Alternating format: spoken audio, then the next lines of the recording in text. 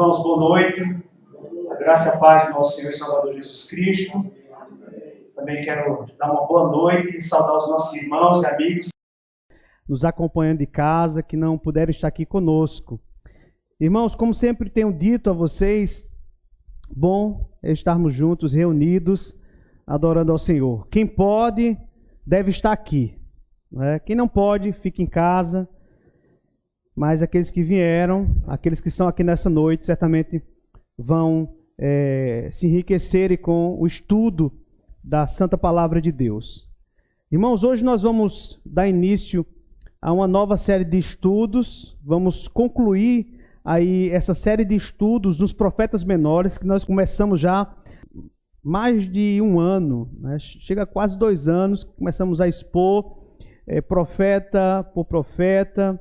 E aí, então, nós concluímos na semana passada o livro do profeta Zacarias. E hoje vamos estudar o livro do profeta Malaquias. Hoje vai ser uma introdução. Vamos entender como nós devemos nos aproximar desse livro, alguns aspectos importantes desse livro, entender qual é a mensagem central de Malaquias, a quem ele chamou a atenção aqui no seu livro.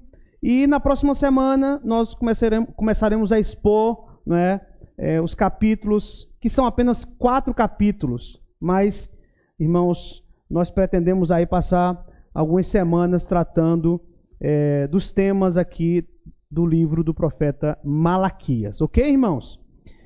Esses são os materiais. Quem está em casa está vendo aí esses materiais na tela. Aqui vocês estão vendo aqui materiais que nós já utilizamos nos estudos anteriores, mas alguns novos, não é, como esse aí de Hernandes Dias Lopes, sobre Malaquias, e também o Culto Segundo Deus, do reverendo Augusto Nicodemos Lopes. São livros já bem que tem algum tempo que foi publicado, mas que são excelentes, não é? Dentre outros aí, como esse primeiro aqui, né, de Matthew Henry, esse que vocês estão vendo aqui, logo à minha direita, e também esse último, esse vermelhinho aí, irmãos. Esse livro é muito precioso, é um comentário aí dos profetas menores, Zacarias e Malaquias. Vale a pena, irmãos, ter esses materiais em casa para estudar a palavra de Deus. Tem, irmãos, esse primeiro, segundo, terceiro, 4º livro aqui, que vocês estão vendo, um branco com a tarja verde embaixo. Esse livro aí, meus irmãos, é um livro excelente, como ler a Bíblia. Então, esse livro, ele vai fazer um resumo de todos os livros da Bíblia. Então, se você está lendo a Bíblia, e eu acredito que você deve ler a Bíblia todo ano, então quando você, por exemplo, vai começar a ler em Gênesis, então aí esse material vai dar uma introdução, né, mostrar como você deve interpretar, ler Gênesis, vai dar um pequeno resumo, bem simples aí, de cada capítulo, do tema central que é tratado em Gênesis, por exemplo. Então vale a pena, irmãos, ter esses materiais em mãos para poder estudar a Bíblia. Eu tenho certeza que o seu momento devocional, o momento de estudo em casa, vai ser muito enriquecido com esses materiais. Ok, irmãos? Então, vamos ler pelo menos o versículo 1 aí de Malaquias. Malaquias 1:1. Esse versículo não vai estar aí na projeção, certo, irmãos? Então, leamos olhando aqui para a Bíblia. Diz assim a palavra do Senhor: sentença pronunciada pelo Senhor contra Israel por intermédio de Malaquias. Vamos orar mais uma vez? Ó Deus, queremos te agradecer por termos chegado até aqui, Senhor, nessa série de exposições nos profetas menores. Ó Senhor Deus, que privilégio poder estudar a tua palavra, poder entender, ó Deus, como cada profeta anuncia a vinda de Cristo, como cada profeta fala da tua grandeza, das tuas maravilhas, como os profetas falaram da igreja. Ó Senhor, mais uma vez te suplicamos, continua a nos ensinar, Senhor. Continua a falar conosco, Senhor. Continue, ó Deus, a chamar a nossa atenção, a nos corrigir, a nos repreender, a nos edificar, Senhor, através do estudo da Tua palavra. Fala ao coração do Teu povo, Senhor, nessa série de exposição que iremos fazer aqui durante algumas semanas. Ó Senhor Deus, é sobre o culto que nós trataremos, é sobre a adoração que nós trataremos, Senhor. Vem, Senhor, tratar conosco, a começar de mim, Senhor. Porque esse livro fala também sobre os líderes, sobre o dever dos líderes e também do povo. Ó Deus, precisamos que o Senhor trabalhe em nós através desses estudos, Senhor. Fala, Senhor, a Tua igreja e nos ensina a fazer a Tua vontade. Em nome de Jesus. Amém. Meus irmãos, eu posso afirmar para vocês, sem ter medo de errar, que nós estamos vivendo em uma época que a mentalidade de muitos crentes é infantil. Porque muitos pensam, meus irmãos, que podem adorar a Deus de qualquer jeito. Muitas pessoas, irmãos, que estão dentro da igreja, e se eu falo de líderes, o mais novo membro de uma igreja evangélica, acham que pode adorar a Deus através de suas próprias imaginações e da sua própria criatividade. Por isso que você vê por aí, quando você entra no YouTube, por exemplo, como em muitas igrejas que se dizem cristãs, evangélicas, o que você encontra é uma bagunça. É um oba-oba. São pessoas que acham que pode adorar a Deus de qualquer jeito e ainda afirmam, né, que tem intimidade com Deus, que Deus está aceitando o que elas estão fazendo e chegam a dizer o seguinte: o que importa é a sinceridade do nosso coração. As pessoas acham que por causa da sinceridade Deus vai receber a adoração. Será que Deus recebe a nossa adoração só por causa da sinceridade? E se nós estivermos adorando a Deus de maneira equivocada, de maneira herética, vocês acham que Deus vai aceitar? Não, mas a pessoa está sendo sincera. Sinceridade não é tudo na adoração. É claro que nós precisamos dos sentimentos corretos, mas os sentimentos corretos na adoração só vão vir quando nós nos voltamos para a palavra do Senhor. Os sentimentos corretos só vão nascer no nosso coração quando nós, irmãos, entendemos qual é a vontade de Deus para a nossa vida. Qual é a vontade de Deus para o culto. Então, muitos evangélicos se esquecem ou nunca estudaram, irmãos, sobre o fato de Deus ter sempre dito que não receberia o culto segundo as nossas imaginações. Muitos crentes nunca leram afirmações clássicas de Deus com relação a isso. Por exemplo, Deuteronômio capítulo 12, verso 32. Eu queria que você acompanhasse comigo a leitura. Diz assim: Deus disse: tudo o que eu te ordeno observarás. Nada lhes acrescentarás, nem diminuirás. Aí você acha que Deus estava falando de quê aqui? De adoração. Diferente do que muitos pensam, meus irmãos, o Antigo Testamento tem muito a nos ensinar sobre o culto segundo os padrões de Deus. E muitos evangélicos, e aqui eu vou colocar evangélicos entre aspas, certo? Esses evangélicos, eles pensam que nada podem aprender com o Antigo Testamento, porque acham que a linguagem do Antigo Testamento e o que tem no Antigo Testamento são coisas arcaicas. A base da nossa adoração, meus irmãos, está no Antigo Testamento. Toda a base da adoração da igreja está no Antigo Testamento. Então, esses evangélicos estão enganados. Nós vivemos dias, irmãos, muito parecidos com os dias de Malaquias, onde o culto a Deus tem sido desvirtuado, principalmente no nosso contexto brasileiro.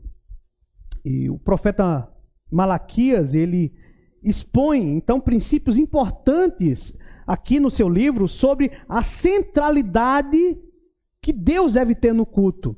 Ele também vai falar, meus irmãos, sobre as razões corretas para nós cultuarmos a Deus. Outra coisa que ele vai enfatizar é a relação entre culto e a nossa vida diária.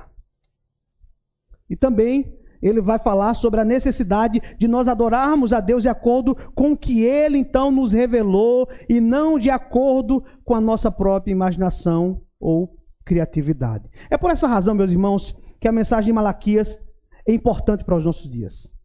A mensagem de Malaquias é atual, é relevante. Por isso, nós iremos aqui, irmãos, estudar, como eu falei, durante algumas semanas, esse livro. Então, nós agora vamos examinar um pouco o contexto histórico de Malaquias. Veja só, interessante. As profecias de Malaquias, elas foram proferidas em um tempo de profundo desânimo para o povo de Deus. Fazia mais ou menos cerca de 100 anos que os judeus eles tinham regressado do cativeiro babilônico, como nós já explicamos aqui. Nós observamos no estudo de Zacarias que Deus havia mandado o seu povo, o povo de Israel, a igreja do Antigo Testamento, para o exílio em 586. Em razão de quê? Em razão da idolatria, em razão da falta de arrependimento do seu povo. Então eles passaram lá em Babilônia 70 anos. Até então, veja, eles não tinham acesso a cultuar a Deus, né, como eles faziam. Então, depois de 70 anos, Deus os trouxe de volta para a terra prometida. Então, esse período, ele está registrado, irmãos, com alguns detalhes, não é, no livro de Zacarias, mas você vai encontrar mais detalhes nos livros de Esdras e de Neemias. 2 homens que Deus levantou para liderar o retorno da nação de Israel até a terra prometida. Então, para você entender um pouco melhor o contexto de Malaquias, você precisa ler Esdras e Neemias. Aqui eu já deixo a lição de casa para vocês, certo? Leiam Esdras e Neemias para que vocês possam entender alguns detalhes que nós vamos tratar daqui para frente. Então, irmãos, é bom lembrar que nem todos quiseram retornar a Jerusalém, como nós enfatizamos lá no livro de Zacarias. Um bom número resolveu voltar. Eles sabiam que tinham muitos desafios pela frente. Outros preferiram ficar em Babilônia, no Egito.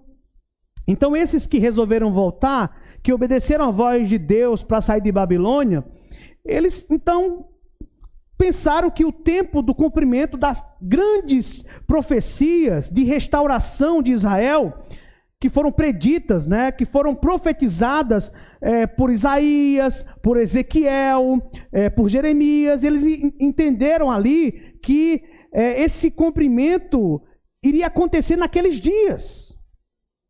Mas se passaram 100 anos depois do cativeiro e essas promessas ainda não haviam se cumprido. A promessa de restauração. Então, meus irmãos, o que havia no coração do povo? Havia no coração do povo uma grande expectativa, porque as promessas prediziam um grande período de paz, mas até aquele momento eles ainda não haviam experimentado essa paz. Naquele momento ali, no contexto de Zacarias, eles estavam cercados ainda pelos inimigos. Eles continuavam tendo problemas com as nações pagãs vizinhas. Eles continuavam ainda sob o domínio dos persas. A situação econômica do povo de Israel era muito difícil. Eles estavam passando ali por grandes necessidades. Eles eram oprimidos. Eles pagavam pesados impostos. E eles estavam experimentando ainda um período de seca, um período de muita escassez. Coisas básicas estavam faltando ali, naquele contexto de Zacarias. Então, imagine só, as celebrações no Templo de Jerusalém eram ali, meus irmãos, caracterizadas pelo excesso de formalismo. Havia muito formalismo. O culto que eles estavam apresentando a Deus, irmãos, era formal e vazio. Era formal e ao mesmo tempo superficial. Como nós vamos observar no decorrer dessas exposições que nós faremos aqui. Os sacerdotes, para vocês terem uma ideia, irmãos, estavam se corrompendo. E mais ainda, irmãos, estavam levando a nação de Israel para a mesma situação. Esses sacerdotes aqui, que eram os pastores daquela época, que eram responsáveis pelo culto a Deus, eles começaram ali a pensar como o mundo ao seu redor. E eles começaram a se tornar pessoas indignas. Eles começaram a deixar de fazer o trabalho para Deus de maneira correta. Em vez de fazer com zelo, eles faziam só de maneira formal e vazia.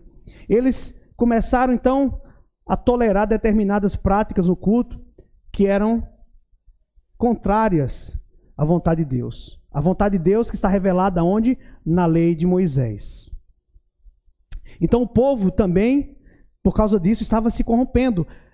Se você observar, cada um dava prioridade aos seus negócios pessoais, se dedicavam lá à construção de suas casas, mas eles não davam o devido lugar, meus irmãos, a Deus.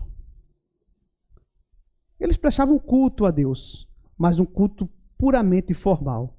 Cada um estava só investindo no seu pedaço de chão, em sua moradia, como eu falei, nos seus negócios, e eles estavam dando a Deus apenas aquilo que sobrava. Sim, eles estavam cultuando a Deus, mas cultuando a Deus com os restos. E então, irmãos, isso aqui se caracteriza como esfriamento espiritual. O povo naquela época estava experimentando esse esfriamento espiritual, porque quando você nota uma igreja, um povo que se diz ser um povo de Deus, apenas apegado com formalismo, você vai notar que nesse lugar eles estão experimentando o esfriamento em relação a Deus. O desânimo, meus irmãos, e o amor pelas coisas de Deus estavam a cada dia diminuindo. Como nós temos visto também, meus irmãos, hoje, na liderança, por exemplo, não há mais zelo por Deus hoje em muitas igrejas. Muitos líderes não estão preocupados com as coisas do Senhor, estão preocupados apenas com as ofertas, com os dízimos do povo. E o povo, como é que responde a Deus nos nossos dias? Com as sobras. Não só as sobras dos dízimos e das ofertas, a sobra da própria vida. Se dedicam demais nos seus negócios, mas se dedicam de menos nas coisas de Deus. Isso parece com a igreja contemporânea, não é verdade, irmãos? Será que nós estamos vivendo assim? Será que vocês que vieram aqui nessa noite estão experimentando esse esfriamento espiritual? Será que nós não estamos dando somente as sobras a Deus, irmãos? Pensemos um pouco sobre isso. Essa introdução ao livro é para nós pensarmos, para que nós venhamos, irmãos, sermos nessa noite confrontados com essas perguntas que estou fazendo aqui para vocês e para mim também. E para mim também. Algumas informações aqui sobre o profeta Malaquias. Irmãos, então, Malaquias ele surge num contexto de desânimo espiritual, de falta de temor, de muita corrupção no culto, ou do culto. Nós não sabemos, irmãos, quase nada sobre Malaquias. Nem quem eram seus pais, nem a região onde Malaquias nasceu, e nem a tribo que Malaquias pertencia. O que nós sabemos é que o nome dele significa mensageiro de Yahvé. É a única informação que nós temos aqui. Certo?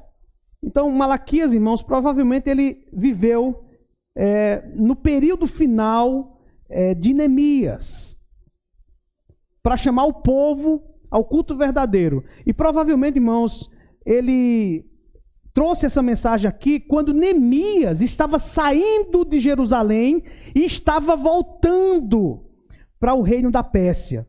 Onde é que está essa informação? Lá em Neemias 5, versículo 14 e Neemias 13, 6. Nós não temos a menção de Malaquias lá. A questão aqui, meus irmãos, é que alguns comentaristas pressupõem que foi exatamente nessa época aqui, da saída de Neemias de Jerusalém, voltando para a Pérsia. Isso no ano 433 a 424 antes de Cristo. Aí você pergunta, pastor, mas existe base para o que o senhor está falando aí? Malaquias realmente viveu nesse período final de Neemias? Tem 3 razões para afirmar isso aqui nessa noite. A primeira razão, irmãos, é que o livro descreve um período em que o templo de Jerusalém já estava construído, já tinha sido reerguido, depois que os judeus retornaram à Babilônia. Primeiro motivo, primeira razão. Segunda razão, o livro nos diz que um governador persa estava governando os judeus. Capítulo 1, versículo 8. Isso indica o quê? Um período pós-exílico. Terceira razão, tanto Neemias quanto Esdras, eles estavam envolvidos aí em conduzir os judeus de volta à sua terra natal. Estavam ali liderando o povo para reconstruir em Jerusalém durante o século V. Então, há aqui uma estreita correspondência entre a situação abordada por Malaquias e aqui nós encontramos os livros de Esdras e Neemias. Então, é muito parecido. Por isso que nós estamos dizendo que Malaquias, então, trouxe essa sua profecia, essas palavras aqui, quando Neemias estava retornando de volta para a Pérsia. O que nós sabemos, irmãos, então, é que o profeta Malaquias, ele se apresenta aqui como uma voz solitária, que foi chamado por Deus aqui para conclamar o povo ao arrependimento, especialmente a liderança. Porque, meus irmãos, Deus deseja do seu povo, e principalmente daqueles que ministram, deseja que esses sejam fiéis. Não fiéis da boca para fora, mas fiéis no que falam e fiéis também no que sentem. Então, o objetivo da pregação de Malaquias, irmãos, era denunciar justamente a frieza espiritual do povo de Deus. Chamar esse povo, então, a viver uma vida de temor, de devoção a Deus. Malaquias vai focar aqui na verdadeira adoração, na vida de contrição ao Senhor. Essa é a exortação. Veja, o que Zacarias apresenta aqui é diferente dos profetas Isaías, Jeremias, Ezequiel, Amós. Você vai observar que o estilo de Malaquias é totalmente diferente deles. Por quê? Porque nesses livros de Zacarias, Jeremias, Ezequiel, Amós, você vai ver que os profetas, eles trazem a palavra de Deus, ensinando o povo, declarando assim. Sempre assim a profecia, a exortação. Assim diz o Senhor. Mas quando você olha para Malaquias, Deus, por meio do profeta, ele está entrando em diálogo com o povo. É algo totalmente novo aqui nas profecias, porque esse não era o padrão que você vai encontrar em outros profetas. Mas aqui há um diálogo de Deus, por meio do profeta, com o povo. Irmãos, é isso que torna o livro de Malaquias diferente dos demais. Esse diálogo. Aqui, então, o profeta serve de mediador em um diálogo entre Deus e o povo, na qual esse povo questiona cada afirmação de Deus. O que nos impressiona é isso, o povo está questionando a Deus. E quais são os questionamentos desse povo? Veja só, irmãos. Deus nos ama. Em que estamos profanando o culto a Deus? Por que Deus não aceita nossa oferta? Por que não aceita nossos sacerdotes? Em que estamos desagradando a Deus? Em que estamos roubando a Deus? Em que estamos difamando a Deus? Irmãos, isso aqui é cinismo puro. Cinismo. Por isso nós podemos dizer que a mensagem de Malaquias, meus irmãos, não se aplica apenas ao povo da sua época. Na verdade, irmãos, o livro de Zacarias também descreve vividamente a religiosidade desvanecida, não é, de qualquer época, inclusive a nossa. Porque nós também estamos vivendo, irmãos, nessa época aonde nós estamos questionando a Deus. Quantas vezes você já viu um líder na televisão mandando o povo questionar Deus? Se Deus não te abençoar, questione a Deus. Não é assim que muitos dizem? O declínio espiritual do povo, irmãos, é expresso em uma frase corrente aqui no livro. Veja a palavra em que? Versículo 2 do capítulo 1. Em que nos tens amado, Senhor? Irmãos, essa palavra aqui, ela vai aparecer 7 vezes nesse último livro do Antigo Testamento.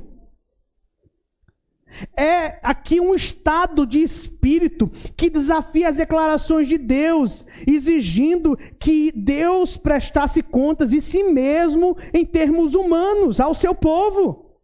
Em que nos tens amado, Senhor? O povo não estava vendo o amor de Deus sobre eles. Senhor, cadê o teu amor? O povo não estava enxergando o amor de Deus.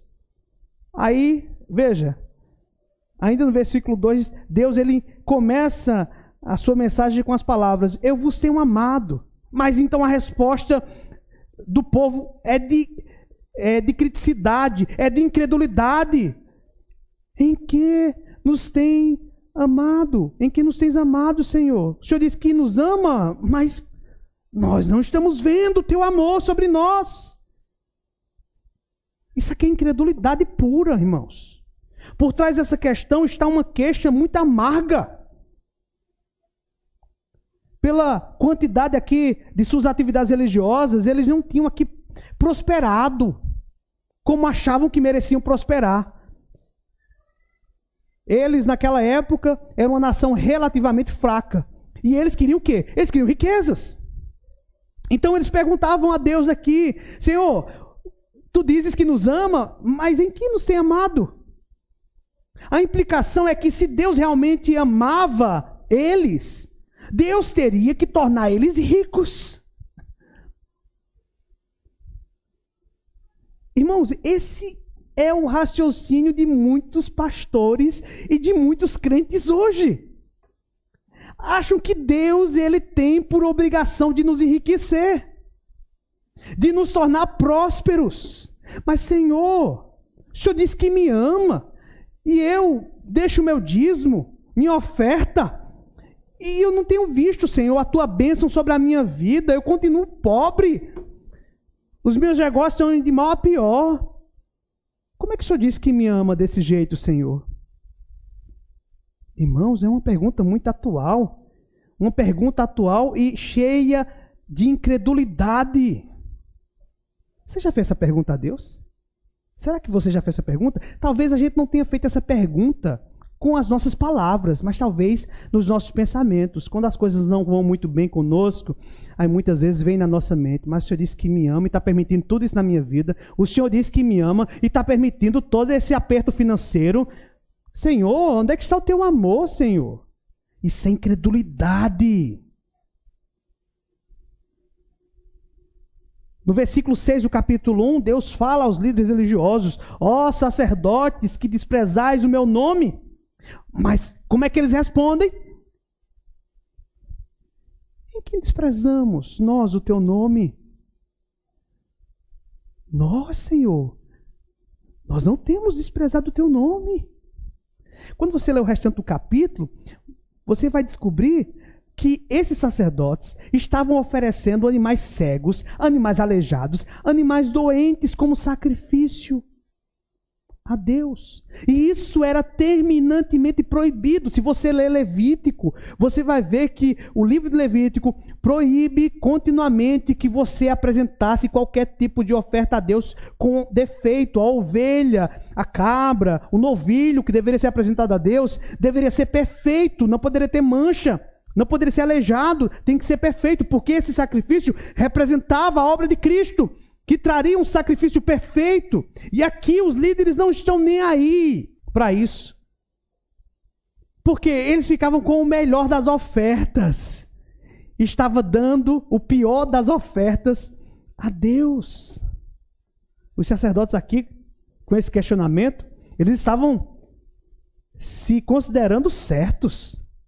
E ao mesmo tempo, estavam desprezando as suas obrigações. Aí o versículo 7 do capítulo 1, Deus diz: ofereceis sobre o meu altar pão imundo. E qual é a resposta dos sacerdotes? Em que te havemos profanado, Senhor?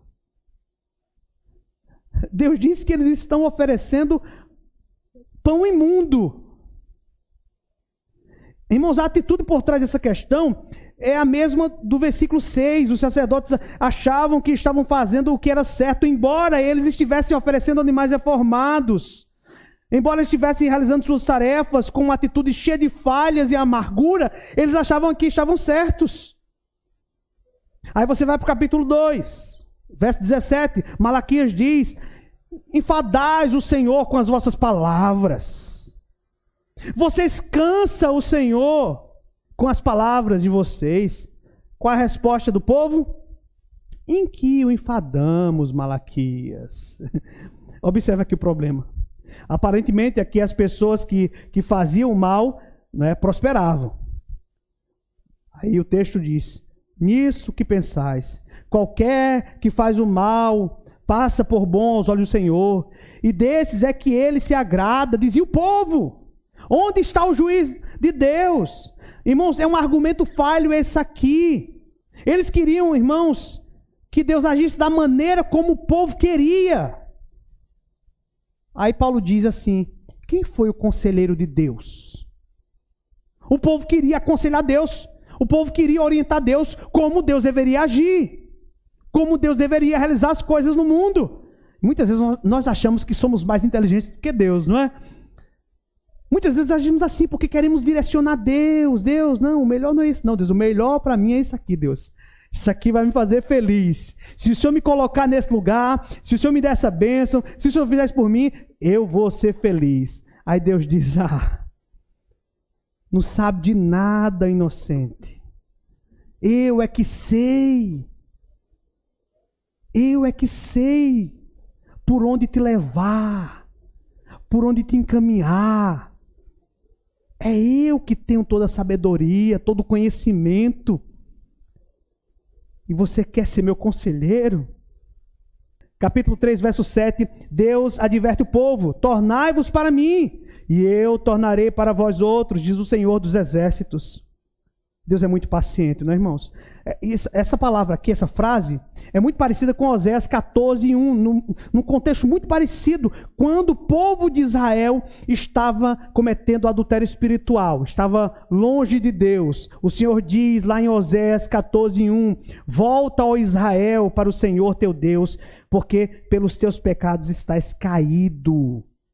Deus aqui está chamando o povo ao arrependimento. Mas em vez de o povo se arrepender, você vai ver o seguinte: eles perguntam assim de maneira cínica: veja, em que havemos de tornar?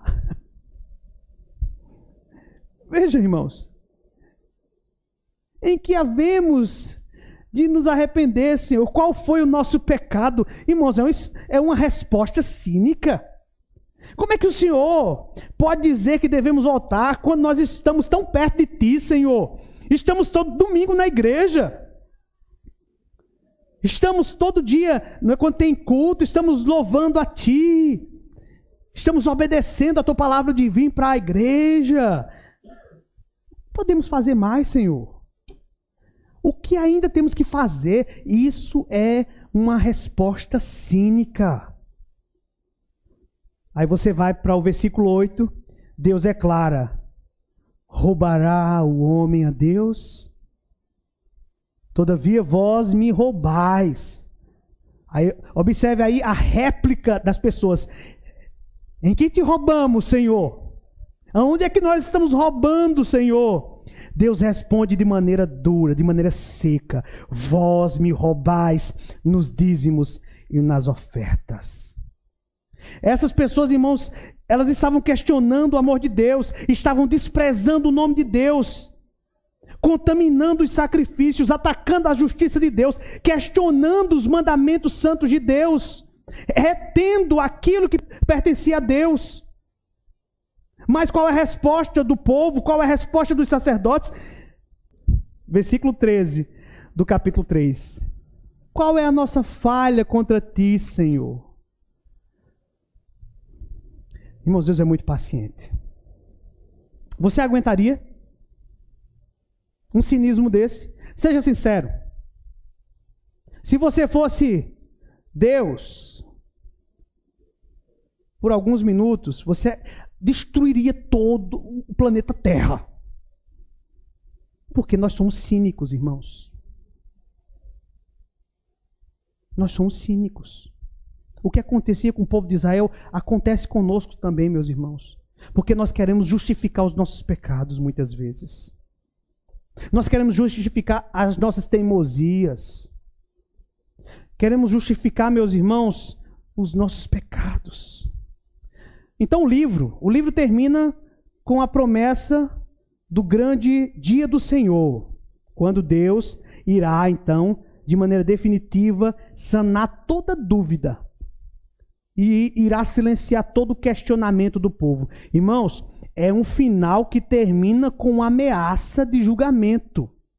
Mas, irmãos, o Novo Testamento revela a solução de Deus, desse gracioso Deus. Revela que a única maneira de reverter a maldição é através da vinda do Senhor Jesus Cristo, que suportará a maldição dos nossos pecados sobre si. É com essa expectativa que termina o Antigo Testamento. Deus irá julgar. Deus irá punir.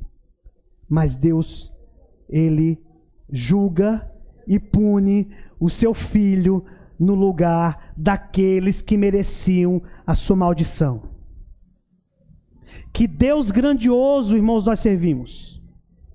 Que Deus paciente, santo e justo que nós servimos. Que tem toda a história em suas mãos. Que não precisa de conselhos de homens pecadores. Que faz todas as coisas acontecer de acordo com a sua vontade. Irmãos, o profeta Malaquias é o último daqueles profetas usados por Deus, inspirados por Deus no Antigo Testamento. Mas Deus, ele levantaria outro, que seria chamado por Jesus de o maior dos profetas. Quem foi esse? João Batista. Porque ele termina aí o livro falando sobre ele. No capítulo 4, versos 5 e 6, Malaquias anuncia a chegada aí desse mensageiro do Novo Testamento. Porque esse mensageiro, ele prepararia o caminho para a vinda do Messias. Se realmente quisermos agradar a Deus, irmãos, nós precisamos, então, atentar para o conteúdo do livro do profeta Malaquias, sobre a necessidade de renovação do nosso conceito contemporâneo do culto. Nós precisamos, irmãos, abrir mão daquilo que nós achamos que agrada a Deus, para agregarmos na nossa vida, na nossa liturgia, aquilo que de fato Deus se agrada. Então, irmãos, diante disso eu quero dizer para vocês que Deus, ele deseja ser adorado da maneira como ele mesmo prescreveu. Infelizmente, o que nós vemos hoje?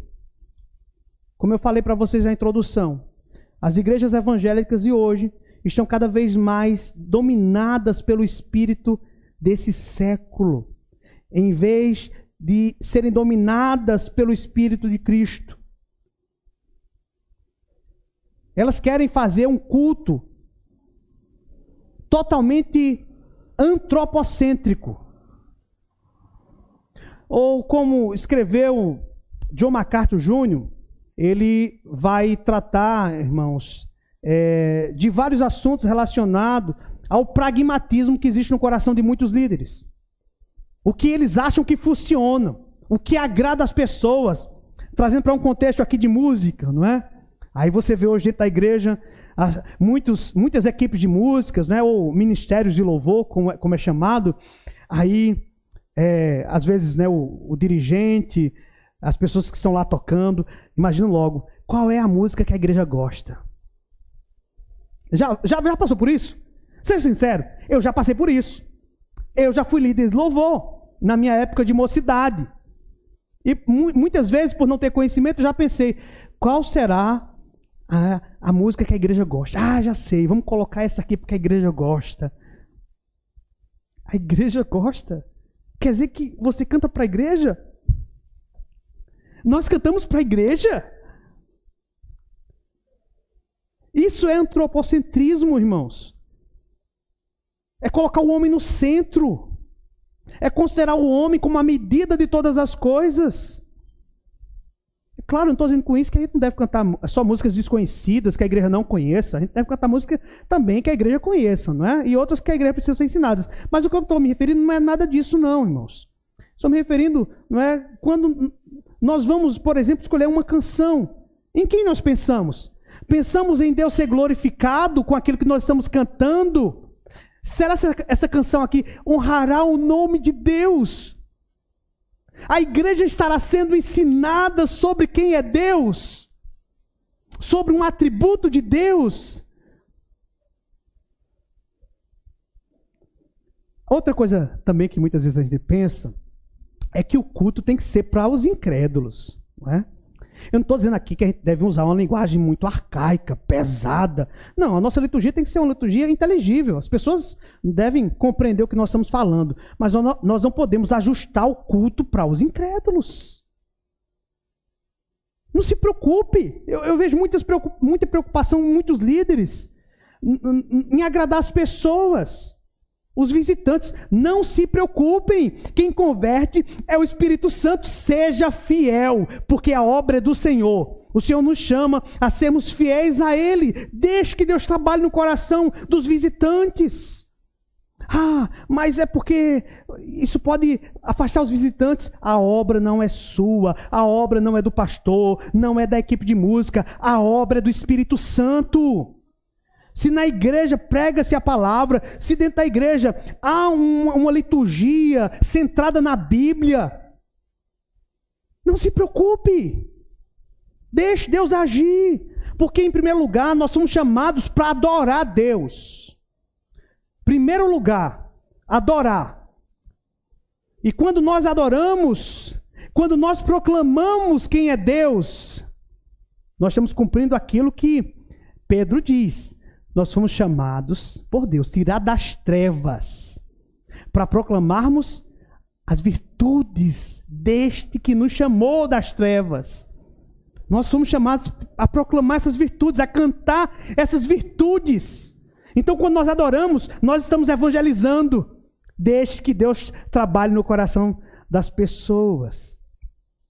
Só se preocupe com uma coisa, em adorar o Senhor.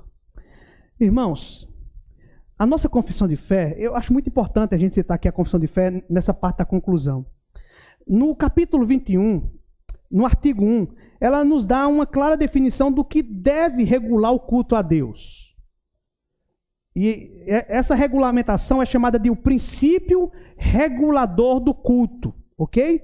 Veja só, o que é que diz então a nossa confissão de fé sobre isso? Diz o seguinte: o modo aceitável de adorar o verdadeiro Deus é instituído por ele mesmo, e tão limitado pela sua vontade revelada, que não deve ser adorado segundo as imaginações e invenções dos homens ou sugestões de Satanás, nem sob qualquer pretensão visível ou de qualquer outro modo não prescrito nas Escrituras. Então, todos aqueles que transformam o culto num divã de alta ajuda, num culto show, ou para ser mais prático, aqueles que transformam o culto no show da fé, numa sessão de descarrego emocional, todos esses precisam se arrepender e retornarem ao padrão que Deus estabelece em sua palavra, irmãos. Ainda na Confissão de Fé, no capítulo 21, artigo 7, veja só o que diz. Eu já estou concluindo. A leitura das Escrituras com o temor divino, a pregação da palavra e a consciente atenção a ela em obediência a Deus, com inteligência, fé e reverência, o cantar salmos com graças no coração, bem como a devida administração e digna recepção dos sacramentos instituídos por Cristo, são partes do ordinário culto a Deus. Então, como é que deve ser o nosso culto a Deus? Simples, sem pompa, simplicidade. Porém, o nosso culto deve ter conteúdo baseado na palavra dele. Talvez tenha chamado a sua atenção aí o cantar salmos, não é? Irmãos, há uma divergência, controvérsia entre os presbiterianos com relação a esse termo aí da confissão de fé, né, que fala sobre cantar salmos. O termo que Paulo usa lá em Colossenses 3,16, ele fala cantar salmos, não é uma referência a cantar somente o livro dos salmos. A palavra salmos significa dirigir louvor a Deus através, não é, de um instrumento. Ou seja, salmo significa o livro, não é? Mas salmos significa uma expressão de louvor ao Deus. Cantar com harpa. Se você for no dicionário, por exemplo, um dicionário muito conhecido nosso, Strong, que vai dar a definição da palavra em hebraico ou grego, diz que salmo significa cantar louvor, fazer música para Deus. Então, irmãos, aqueles que acham que a gente só deve cantar salmos na igreja, no meu entender e no entender de muitos outros teólogos, estão equivocados. Sim, nós cantamos alguns salmos aqui na igreja, mas nós podemos cantar qualquer canção que enalteça, que engrandeça, que magnifique o nome de Deus. Nós somos chamados a cantar músicas que coloquem Deus no centro. Qualquer canção que coloque Deus no centro, nós somos chamados a cantar na igreja. E não é chegarmos a esse extremo aí de dizer, não, a gente só deve cantar salmos na igreja, não se usa mais instrumentos musicais na igreja. Não, irmãos, nós podemos cantar canções diversas ao Senhor, que fale quem Ele é, o que Ele fez e o que Ele faz em prol do seu povo, para a sua glória. Nós podemos usar os instrumentos, nós podemos, irmãos, chorar na presença de Deus, nos alegrar na presença de Deus. É assim que nós adoramos, com entendimento. Adoramos, irmãos, a partir da compreensão das Santas Escrituras, de como Deus deve ser adorado. Então, nós vamos passar algumas semanas tratando sobre isso, irmãos, e muitas outras coisas relacionadas à adoração. Ok, meus irmãos? Que Deus, então, aplique ao nosso coração. Foi apenas uma introdução a Malaquias. Semana que vem, a gente já começa a expor o capítulo 1. Ok? Amém. Vamos para as perguntas? Os irmãos querem fazer perguntas? Nós temos ainda um tempo para essas perguntas, para os questionamentos. Presbítero Trindade. Esse João Batista, aqui em Malaquias se refere, é o João Batista que veio anunciar a vida de Cristo, ou é João Batista o evangelista? Não, só existe um. João Batista só existe um. O outro é João. João, que é o evangelista, né, que não é o João Batista. Né? Exatamente. Isso, do João. E o próprio evangelista João, não é? O apóstolo João, menciona o João Batista, né, no seu evangelho. Então, são duas pessoas diferentes. João Batista era primo do Senhor Jesus Cristo, filho de Isabel. Isso, está ligado ao batismo. Isso. O Batista. Em algumas versões, né? As versões mais antigas. João o Batista. Isso. Presbítero Rogério. Você falou, realmente, assim, devido à questão do testamento, né? Devido à questão da lei, então, existe realmente na mente de muitos de nós, vamos colocar assim, uma certa rejeição, né? Em nome de a lei, a fé da aliança, tudo em Cristo, tal. E também algumas práticas do testamento que já absurda mesmo, que é um cordeiro. Então, termina se fazendo um pacote geral, que, né, deixa a lei só como história, só como experiência, mas não tão importante para o dia de hoje. Como disse assim, vai mais para um novo testamento, como Paulo vem orientar a igreja com as cartas. Então, ele justamente esse desprezo, de certa maneira, até com intenção até boa, digamos assim, né? Falta de conhecimento mesmo. A preocupação de não estar preso na lei termina desprezando mesmo e não se atentando nesse conhecimento da importância de algumas partes, digamos assim, de maneira bem essencial. Exato. Como então filtrar exatamente isso aí, né? Porque vai ter lá muitos objetos, muitas práticas, não usadas mais hoje, uma questão do óleo, uma questão do sacrifício, né? As ofertas de animais. Então, como filtrar e selecionar bem se usa o livro. Excelente pergunta. Acho que os irmãos que estão em casa, eles escutaram, não é? A pergunta do presbítero. Pedro, você abriu aqui para... Então, irmãos, nós precisamos de uma boa teologia bíblica. Existe a teologia sistemática, que é entender as doutrinas da palavra de Deus de maneira sistematizada. Por exemplo, se você pegar um livro de teologia sistemática, você vai ver que nesse livro, nesse material doutrinário, vai se começar falando sobre as Escrituras, sobre quem é Deus, sobre quem é Cristo. A teologia bíblica, ela vai mostrar como cada texto do Antigo Testamento aponta, de alguma maneira, para o Senhor Jesus Cristo. Ela vai nos ajudar a entender o texto dentro do seu contexto e como ele deve ser aplicado nos nossos dias. Por isso nós precisamos ter uma boa teologia bíblica. Entender que a graça de Deus sempre esteve presente no Antigo Testamento e que ela teve uma manifestação máxima na cruz de Cristo, mas a graça sempre esteve presente no Antigo. Então, para que a pessoa consiga ter esse discernimento, ela precisa, então, conhecer teologia bíblica. Ela precisa estar ouvindo teologia bíblica nas reuniões de doutrina.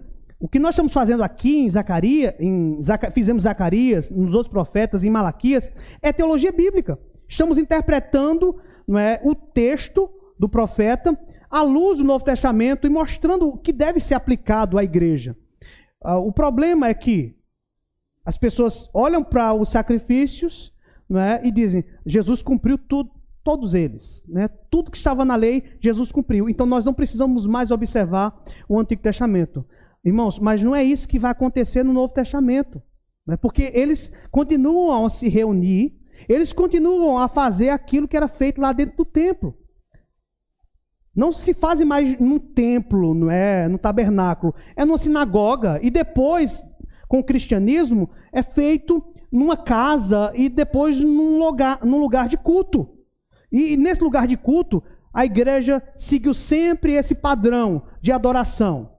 E é um padrão, geralmente, que nós seguimos, que é tirado lá de Isaías capítulo 6, não é? Quando os serafins aparecem lá, Isaías tem aquela visão, né, da glória de Cristo, e aqueles seres celestiais, eles começam a cantar santo, santo, santo é o Senhor, Deus Todo-Poderoso, e então nós entendemos que a adoração tem que começar O momento litúrgico tem que começar com adoração, depois com confissão, depois ações de graças, depois ouvir a palavra, depois ser encaminhado pelo Senhor, não é? A aplicação da palavra.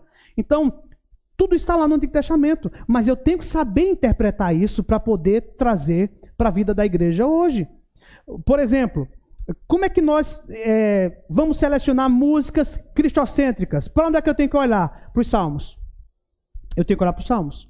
Eu tenho que saber se o que eu estou cantando tem respaldo no livro dos Salmos. Por quê? O livro dos Salmos era a inódia do povo do Antigo Testamento. O povo de Deus cantava, né, aquelas coleções, é claro, e outras, né, e outras canções. Mas aquelas canções foram reunidas no livro dos Salmos que tem um padrão, mostrando quem Deus é, mostrando o que Deus faz. Então, é preciso ter conhecimento de teologia bíblica, presbítero, para poder interpretar isso. Não fazer como fez um pastor bem conhecido, né? O Silas Malafaia. Vou falar o nome dele, ok? Não estou ferindo nenhum tipo de ética aqui não, porque o que ele já vem falando, cada bobagem, há tantos anos. Ele disse assim numa emissora, em rede nacional: é preciso abandonar o Antigo Testamento. O Antigo Testamento não serve para nada. Absurdo isso. Como é que você vai entender a salvação se você não compreende o Antigo Testamento? Como é que você vai entender sobre o Messias se você não entende o Antigo Testamento, se você não lê o Antigo Testamento? Nós precisamos do Antigo Testamento para entendermos quem é Deus, para entendermos a história do pecado. Como é que você sabe que o pecado é uma história verídica, a entrada da queda no mundo? Porque Gênesis 1, 2 e 3 fala sobre isso. Porque nós não acreditamos na teoria da evolução? Porque nós acreditamos em Gênesis capítulo 1.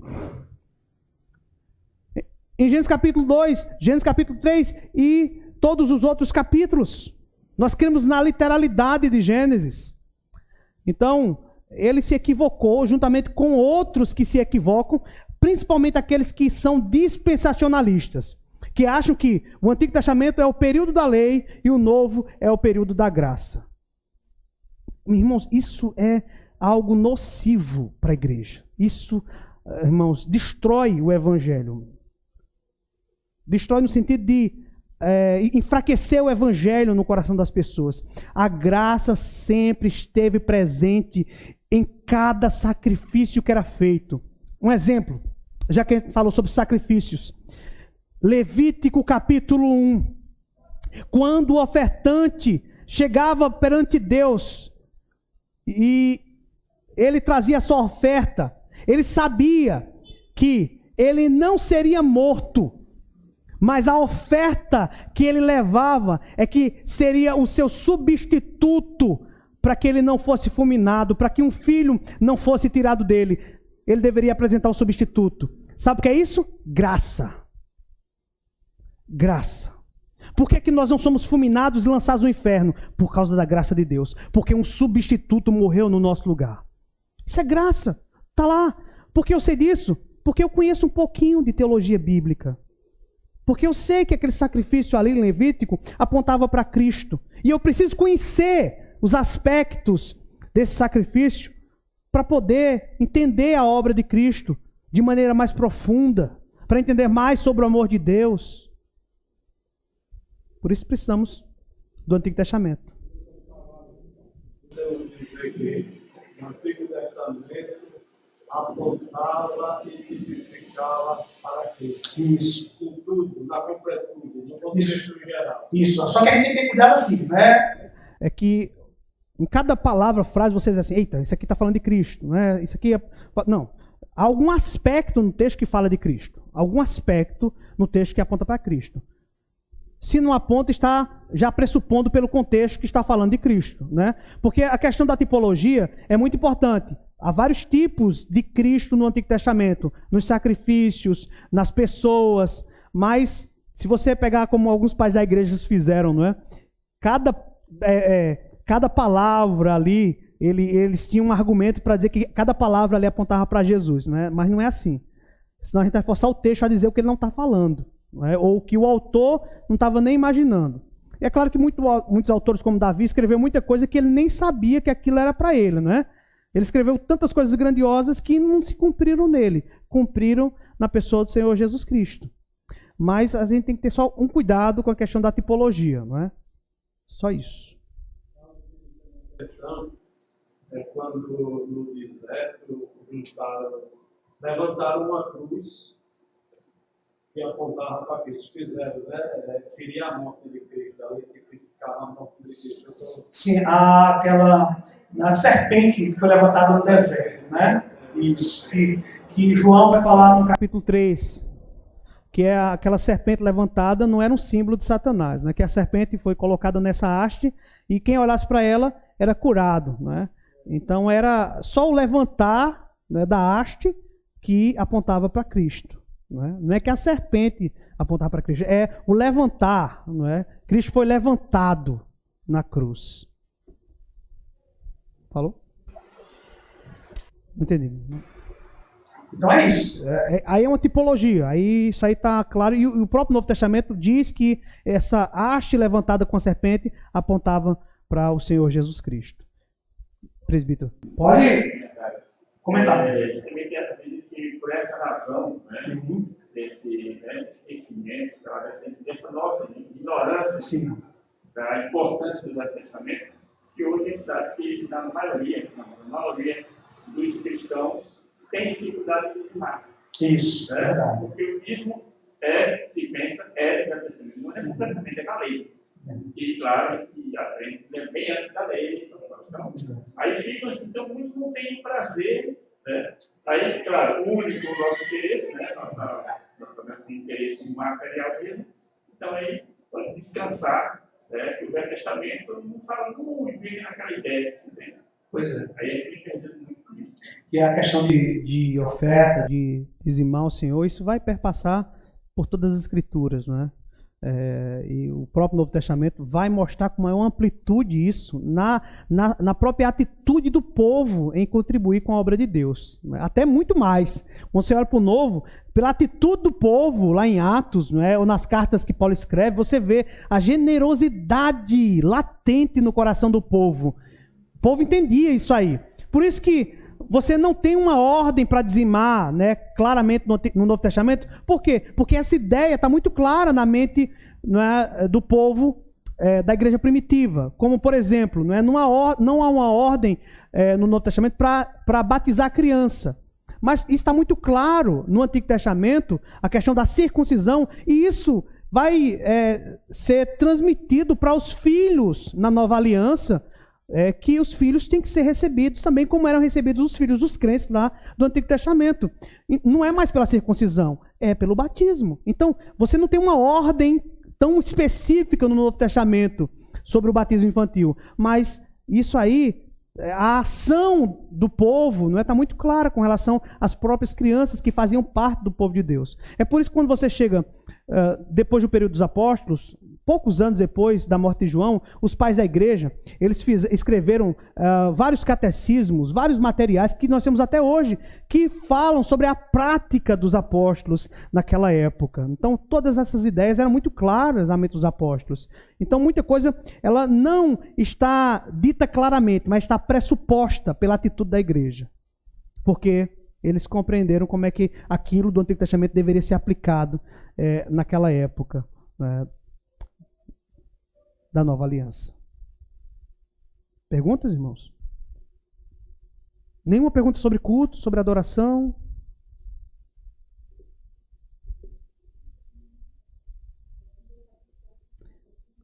Então pronto, né? Para os próximos estudos. Irmãos, eu peço a vocês que se esforcem para estarem aqui todas as sextas-feiras, porque há muita coisa que nós vamos tratar aqui. Certo, irmãos? Eu acredito que esse estudo foi objetivo, não é, sobre essa introdução ao livro, mas há muitas coisas que nós vamos querermos questionar, num sentido não ímpio da palavra, de questionamento, mas questionar para aprender, né, para entender como é que se aplica, então, como é que a gente faz de maneira, termos essa maneira de maneira agradável a Deus, como é que nós fazemos isso? Então, através do que Malaquias trata aqui, nós vamos ter as respostas para as nossas dúvidas, para as nossas indagações. Ok, meus irmãos? ou na próxima semana você já traz uma listinha de perguntas para a gente poder tirar as dúvidas aqui de vocês, tá bom? Ok? Então vamos orar. No chat tem nenhuma pergunta não, né, Pedro? Ok. Então vou pedir o presbítero Rogério para encerrar o nosso estudo com oração.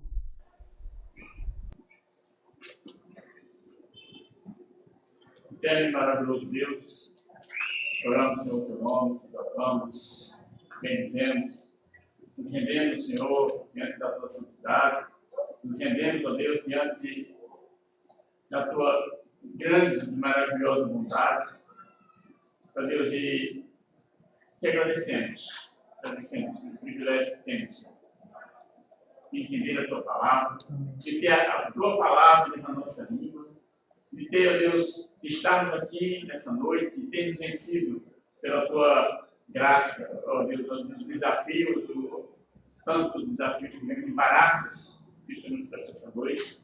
Agradecemos, ó Deus, pela exposição da tua palavra. Agradecemos, ó Deus, porque a nossa igreja, o tempo, ó Deus, está aberto para estarmos aqui. Agradecemos, ó Deus, que o Senhor repreendeu assim, o sono na nossa vida nessa noite também. Ó Deus, agradecemos por esse presente, de entender e aprender um pouco mais de ti. Pai, que possamos, na nossa casa, durante a semana, pesquisar, buscar mais, para chegar daqui, ó Pai, com a mente esperta, com a mente criativa, até para fazer as perguntas, para nos empolgarmos, digamos assim, para nos motivarmos, ó Deus, e sermos edificados com a tua palavra, para que os dias que nos restam para cada um de nós possamos, sim, ó Deus, viver de maneira que te agrade. Possamos prestar um culto que o Senhor receba. Amém. Possamos, ó Deus, ofertar a nossa vida, a nossa oferta financeira também, ó Deus, de maneira que o Senhor receba o nosso louvor. Que a nossa vida, ó Deus, aqui, que nós dobrar o joelho aqui em casa, que não seja em vão. Mas que tenha, ó Pai, a certeza de que o Senhor recebeu e que o Senhor será. Ó Deus, nos dá uma noite ainda na tua presença. Repreenda a insônia na vida de cada servo teu. Possamos descansar e acordar, porque o Senhor nos faz repousar em segurança.